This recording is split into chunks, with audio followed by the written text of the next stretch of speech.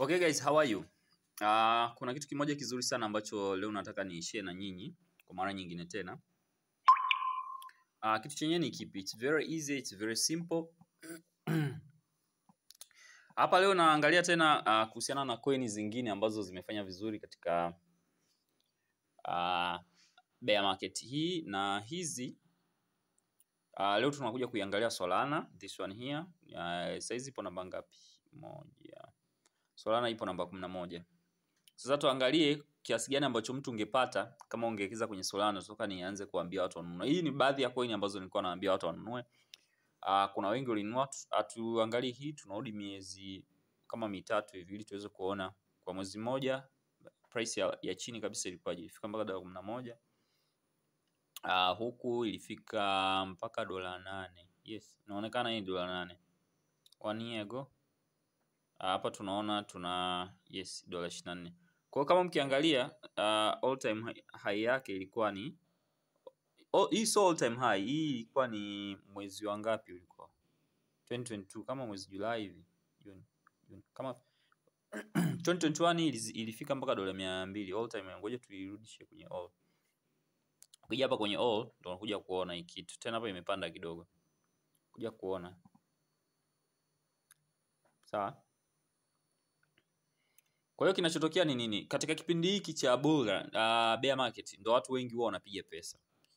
Yaani watu wengi sana wanapiga pesa kwenye kipindi cha bear. Bear maana yake ni kipindi ambacho soko linakuwa sio vizuri, na masoko yote, masoko ya crypto pamoja na masoko ya hisa. Kwa hiyo ukiangalia ilifika mpaka $8 1 year ago. Ilifika mpaka $8 huku chini. Hapa tuliiona hapa. Almost $8 kama 0.2 hivi ukiangalia vizuri. Hebu tuizoom vizuri. Hii $8 kama pointi kadhaa hivi. Nataka niangalie yenye okay, haina shida. Kwa nimekuja huku. Kumbe nina ile sehemu ambayo ya kuangalia. Okay, haina shida. Ni kama hapa unaweza kuona ni 8.4.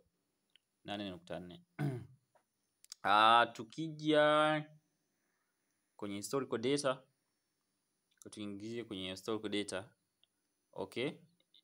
2 years ago ilikuwa ni 3.69, lakini sisi umeona kwa kipindi kile hii ndio ilikuwa inapanda, ilikuwa kwenye hii today 25. 1 year ago ilikuwa ni kama $90. Kwa hiyo tunarudi hapa, ili ilikuwa ni tarehe ngapi kwa?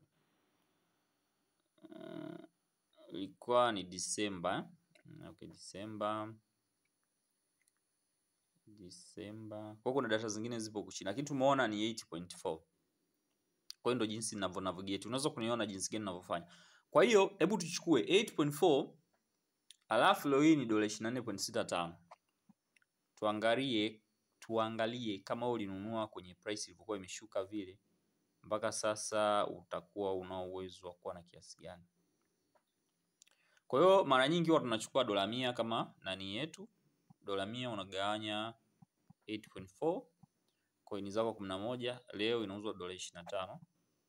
Na hiyo $24.6 ilikuwa okay, $24.65 zidisha na $24.65 unapata $200. Kwa hiyo ukitoa hapa $100 unakuta una faida kama $193, ambao ukizidisha 2340 inategemea hata 60 una $452. Kwa hiyo hizi zote ni zile coin ambazo watu wengi niliwaambia wanunue, lakini sana sana huwa naambia watu kuhusiana na Athos kwa sababu niliwaambia muda mrefu sana, na hadi strategy jinsi ya kununua.